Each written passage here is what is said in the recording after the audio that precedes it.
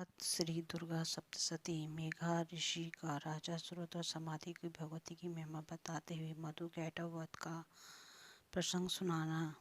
प्रथम चरित्र के ब्राह्मण ऋषि महाकाली देवता गायत्री छंद नंदा शक्ति रक्त दंतिका बीज अग्नि तत्व ऋग्वेद स्वरूप है। श्री महाकाली देवता की प्रसन्नता के लिए प्रथम चरित्र के जप में विनियोग किया जाता है। भगवान विष्णु के सो जाने पर मधु और कैटव को मारने के लिए कमल जन्मा ब्राह्मण जी ने जिनका सत्वन किया था, उन महाकाली देवी का मैं सेवन करता हूँ। वे अपने 10 हाथों में खड्ग चक्र गदा बाण धनुष परिघ शूल भुषुंडी मस्तक और शंख धारण करती हैं। उनके 3 नेत्र हैं। वे समस्त अंगों में दिव्य आभूषणों से विभूषित हैं। उनके शरीर की कांति नीलामणि के समान है तथा वे 10 मुख और 10 पैरों से युक्त हैं। मार्कंडेय जी बोले, सूर्य के पुत्र सारवणी को जो 8वें मनु कहे जाते हैं, उनकी उत्पत्ति की कथा विस्तार पूर्वक कहता हूँ, सुनो।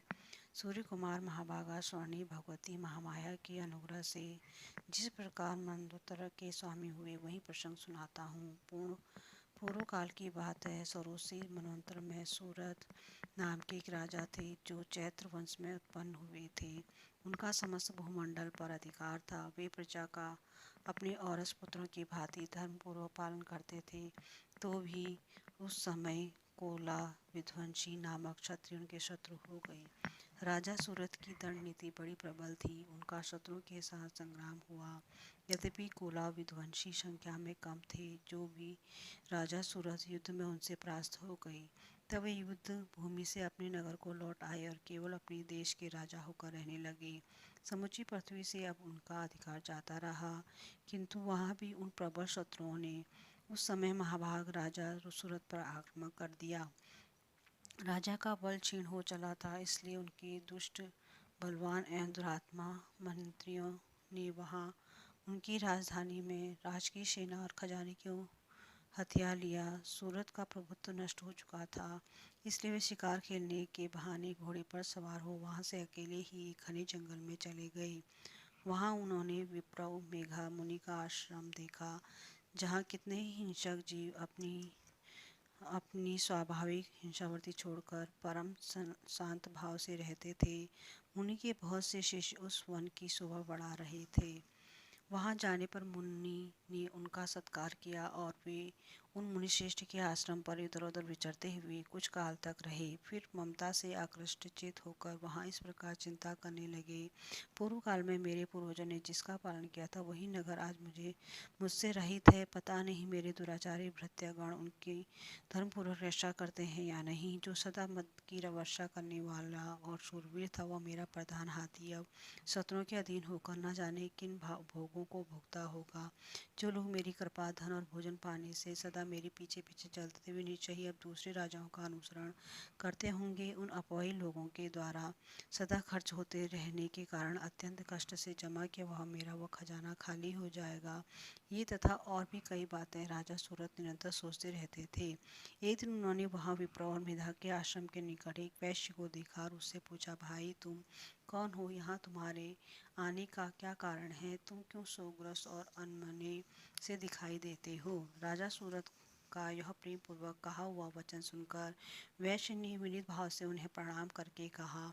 वैश्य बोला, राजन, मैं धनियों के कुल में उत्पन्न एक वैश्य हूँ। मेरा नाम समाधि है। मेरे दुष्ट स्त्री पुत्र ने धन के लोभ से मुझे घर से बाहर निकाल दिया है। मैं इस समय धन स्त्री और पुत्रों से वंचित हूँ। मेरे विश्वसनीय बंधुओं ने मेरे ही धन लेकर मुझे दूर कर दिया, इसलिए दुखी होकर मैं वन में चला आया हूँ। यहाँ रहकर मैं इस बात को नहीं जानता कि मेरे पुत्रों की, स्त्री की और स्वजनों की कुशल है या नहीं। इस समय घर में भी कुशल रहते हैं अथवा उन्हें कोई कष्ट है। वे मेरे पुत्र कैसे हैं? क्या वे सदाचारी हैं अथवा दुराचारी हो गए हैं? राजा ने पूछा, जिन लोभी स्त्री पुत्र आदि ने धन के कारण तुम्हें घर से निकाल दिया, उनके प्रति तुम्हारे चित्त में कितना स्नेह का बंधन क्यों है? वैश्य बोला, आप मेरे विषय में जैसा बातें करते हैं वह सब ठीक है, किंतु क्या करूं, मेरा मन निष्ठुरता नहीं धारण करता। जिन्होंने धन के लोभ में पड़कर पिता के प्रति स्नेह, पति के प्रति प्रेम तथा आत्मजय के प्रति अनुराग को तिलांजलि दे मुझे घर से निकाल दिया, है, उनके प्रति मेरे हृदय में इतना स्नेह है। महामते, गुणहीन बंधुओं के प्रति भी जो मेरा चित्त इस प्रकार प्रेममग्न हो रहा है, यह क्या है? इस बात को मैं जानकर भी नहीं जान पाता। उनके लिए मैं लंबी सांसें ले रहा हूँ। मेरा हृदय अत्यंत दुखित हो रहा है। उन लोगों में प्रेम का सर्वथा अभाव है, तो भी उनके प्रति जो मेरा मन निष्ठुर नहीं हो पाता, इसके लिए क्या करूँ? मार्कंडेय जी कहते हैं, ब्राह्मण तदंतर राजाओं में श्रेष्ठ, सुरत और वह समाधि नामवैश्य दोनों साथ साथ मेधा मुनि की सेवा में उपस्थित हुए और उनके साथ यथायोग्य न्याय अनुकूल विनयपूर्ण बर्ताव करके बैठे। तत्पश्चात वैश्य और राजा ने कुछ वार्तालाप आरंभ किया। राजा ने कहा, भगवान, मैं आपसे एक बात पूछता हूँ, उसे बताइए। मेरा चित्त अपने अधीन न होने के कारण वह बात मेरे मन को बहुत दुख देती है। जो राज्य मेरे हाथ से चला गया, उसमें और उसके संपूर्ण अंगों में मेरी ममता बनी हुई है। मनुष्यश्रेष्ठ यह जानते हुए भी क्यों अब मेरा नहीं है, अज्ञानी की भांति मुझे उसके लिए दुख होता है। यह क्या है? इधर वह वैश्य भी घर से अपमानित होकर आया है। इसके पुत्र, स्त्री और भृत्यों ने इसे छोड़ दिया है। स्वजनों भी इसका परित्याग कर दिया है, तो भी यह उनके प्रति अत्यंत हार्दिक स्नेह रखता है। इस प्रकार यह तथा मैं दोनों ही बहुत दुखी हैं। जिनमें प्रत्यक्ष दोष देखा गया है, उस विषय के लिए भी हमारे मन में ममता जनित आकर्षण पैदा हो रहा है। महाभाग, हम दोनों समझदार हैं, तो भी इसमें जो मोह पैदा हुआ है, यह क्या है? विवेक शून्य पुरुष की भांति मुझमें और इसमें भी यह मूर्णता प्रत्यक्ष दिखाई देती है। ऋषि बोले, महाभाग, विषय मार्ग का ज्ञान सब जीवों को है। इसी प्रकार विषय भी सबके लिए अलग अलग है। कुछ प्राणी दिन में नहीं देखते और दूसरे रात में नहीं देखते, तथा कुछ जीव ऐसे हैं जो दिन और रात्रि में भी बराबर ही देखते हैं। यह ठीक है कि मनुष्य समझदार होते हैं, किंतु केवल वो ही ऐसे नहीं होते। पशु पक्षी और मृग आदि सभी प्राणी समझदार होते हैं। मनुष्य की समझ भी वैसी ही होती है जैसी मृग और पक्षियों की होती है, तथा जैसे मनुष्य की होती है वैसी मृग पशु आदि की होती है। यह तथा अन्य बातें भी प्राय दोनों में समान ही हैं। समझ होने पर भी इन पक्षियों को तो देखो, वे स्वयं भूख से पीड़ित होते हुए भी मोहवश बच्चों की चोंच में कितनी चाव से अन्न के दाने डाल रहे हैं। नरश्रेष्ठ, क्या तुम देखते कि मनुष्य समझदार होते हुए भी लोभवश अपने किए हुए उपकार का बदला पाने के लिए पुत्रों की अभिलाषा करते हैं? यद्यपि उन सब में समझ की कमी नहीं है, तथापि वे संसार की स्थिति, जन्म मरण की परंपरा बनाए रखने वाली भगवती महामाया के प्रभाव द्वारा ममतामय भंवर से युक्त मोह के गहरे में गर्त में गिराए गए हैं। इसलिए इसमें आश्चर्य नहीं करना चाहिए। जगदीश्वर भगवान विष्णु की योग निद्रा रूपा जो भगवती महामाया है, उन्हीं से यह जगत मोहित हो रहा है। ये भगवती महामाया देवी ज्ञानियों के भी चित्त को बलपूर्वक खींचकर मुंह में डाल देती है।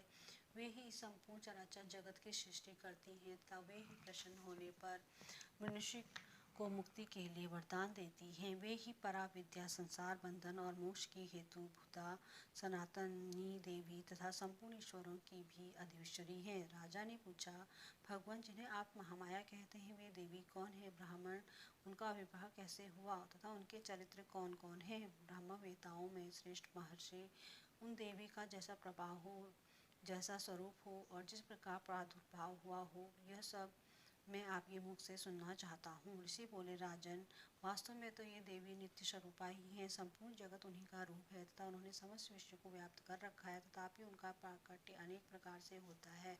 वह मुझसे सुनो। यद्यपि वे नित्य और अजन्मा है, तथापि जब देवताओं को कार्य सिद्ध करने के लिए प्रकट होती है, उस समय लोक में उत्पन्न हुई कहलाती हैं। कल्प के अंत में जब संपूर्ण जगत एकावर्ण में निमग्न हो रहा था और सबके प्रभु भगवान विष्णु शेषनाग की सैया बिछाकर योग निद्रा का आश्रय ले सो रहे थे, उस समय उनके कानों के मैल से दो भयंकर असुर उत्पन्न हुए, जो मधु और कैटभ के नाम से विख्यात थे। वे दोनों ब्राह्मण जी का वध करने का तैयार हो गए। भगवान विष्णु के नाभि कमल में विराजमान प्रजापति ब्राह्मण जी ने तब उन दोनों भयानक असुरों को अपने पास आया और भगवान को सोया हुआ देखा। तब एकाग्रचित होकर उन्होंने भगवान विष्णु को जगाने के लिए उनके नेत्र में निवास करने वाले योग निद्रा का शतवन आरंभ किया। जो इस विश्व की अधीश्वरी, जगत को धारण करने वाली, संसार का पालन और संहार करने वाली तथा तेजस स्वरूप भगवान विष्णु की अनुपम शक्ति है, उन्हें भगवती निद्रा देवी भगवान ब्रह्मा स्तुति करने लगे। ब्रह्मा जी ने कहा, देवी तुम ही स्वाहा, तुम ही स्वधा, तुम ही नमस्कार हो। स्वर भी तुम्हारे ही स्वरूप हैं। तुम ही जीवनदायिनी सुधा हो। नित्य और अक्षर प्रणव में आकर उकार मकार उन तीनों मात्राओं के रूप में तुम ही स्थित हो, तथा इन तीन मात्राओं के अतिरिक्त जो बिंदु रूपा नित्य अर्थ अर्धमात्रा है जिसका विशेष रूप से उच्चारण नहीं किया जा सकता है, वह भी तुम ही हो। देवी तुम संध्या, सावित्री तथा परम जननी हो। देवी तुम ही इस विश्व ब्रह्मांड को धारण करती हो। तुमसे ही इस जगत की सृष्टि होती है, तुम ही से इसका पालन होता है और सदा तुम ही कल्प के अंत में सबको अपना ग्रास बना लेती हो। जगन्मयी देवी, इस जगत की उत्पत्ति के समय तुम सृष्टि रूप हो, पाल काल में स्थिति रूपा हो तथा कल्पांत के समय संहार रूप धारण करने वाली हो।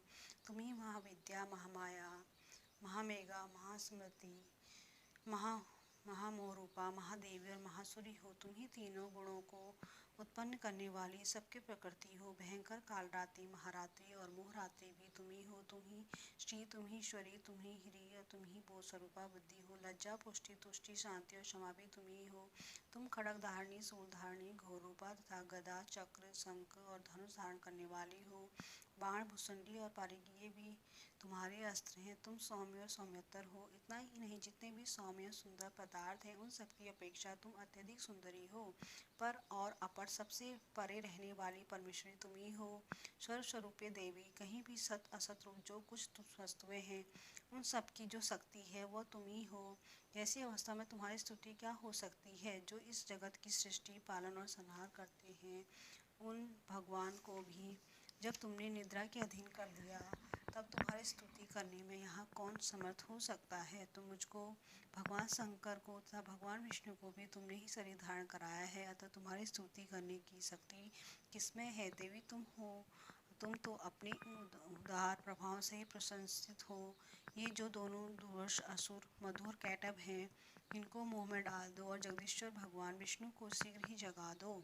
साथ ही इनके भीतर इन दोनों महान असुरों को मार डालने की बुद्धि उत्पन्न कर दो।